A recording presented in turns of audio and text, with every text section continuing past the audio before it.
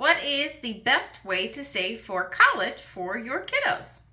It's a great question. So glad you asked. It's Lisa Ward here, the founder and CEO of Plum Financial.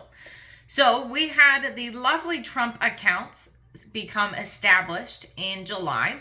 So we've had many conversations about what are they used for? What are the best ways to save for college? Seen it all over social media. Things are like, oh my gosh, what should we do?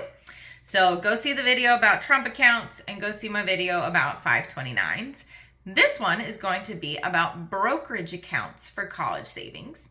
So if you are not wanting to be in an account that's rigid and just for college and not be confined to that, then a brokerage account can be an option for you.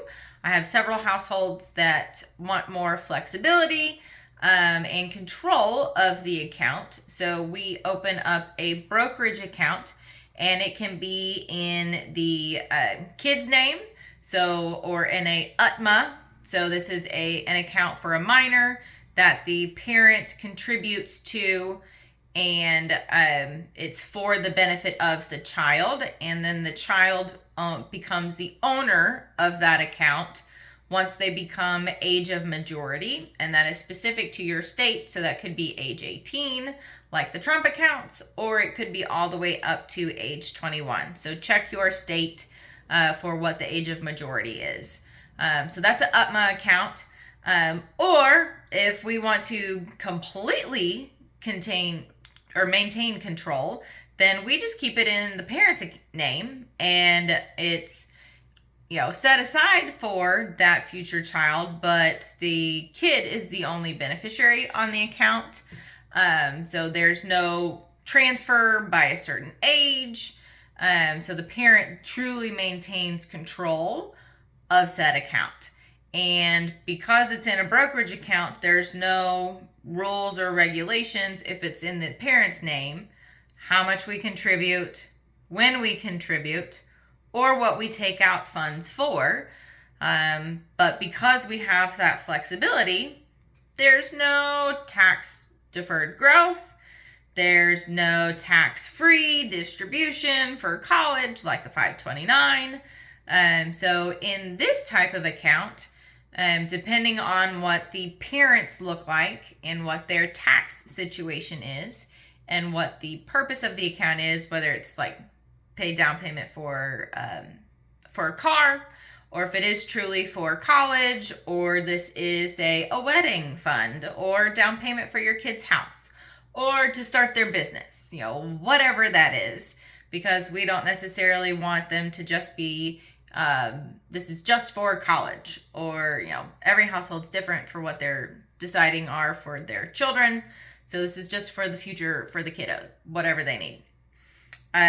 So parent owns it, and parents are in a lower tax bracket when they first start out. They're, getting established in their career. Then we might be in a brokerage account that has more growth in it, because we only have so many dollars, and that potentially could cause a problem in the future.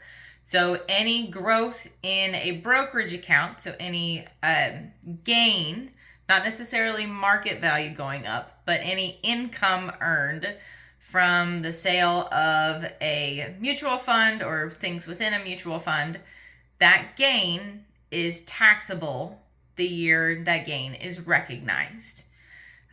So any losses offset those gains in that year. So this potentially could kick off a tax bill every year.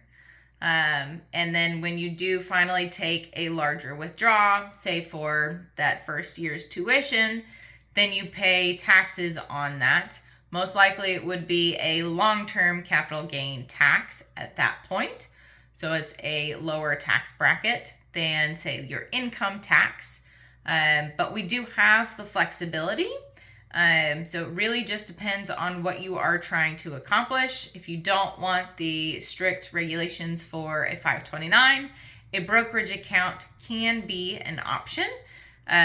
We just have to be careful with what we invest in and how we invest in that type of account because it is taxed differently. So it could produce a tax bill annually, and then when you take a larger distribution, that would also create a taxable event. But flexibility to do whatever you want, whenever you want.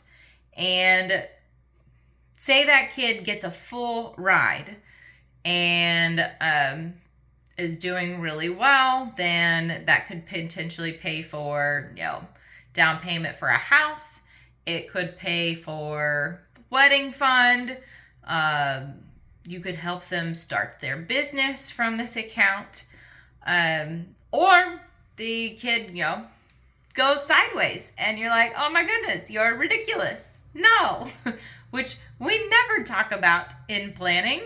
It's like, oh my gosh, they're going to get these accounts and they're theirs. Well, what if, that doesn't work out? The kid doesn't need your money, or you don't want to give them the money, then it's additional college savings or retirement savings for you. So you can do whatever you want with it. We would hope that that would not be the case. You have a fantastic relationship with your child and they, you can continue to gift these funds to them. But, devil's advocate here, there could be a scenario where that does play out. But a brokerage account can be another tool for savings for your kiddos. Or use the UTMA account. It's got a little bit different for ownership transition. So if you guys have questions about brokerage accounts, comment brokerage below and I'm here to help.